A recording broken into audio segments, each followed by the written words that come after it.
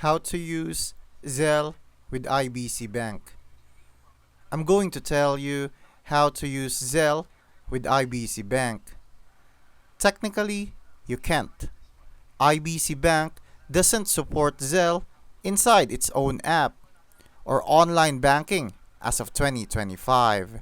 That means no built-in Zelle option when you log into your IBC account. But if you're set on using Zelle, here's the workaround. Download the Zelle app directly from the App Store or Google Play, then register using a debit card from a different bank that does support Zelle. That gives you access to Zelle's network even if IBC isn't on board.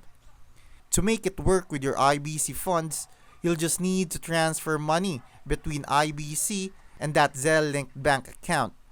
It's a two-step move.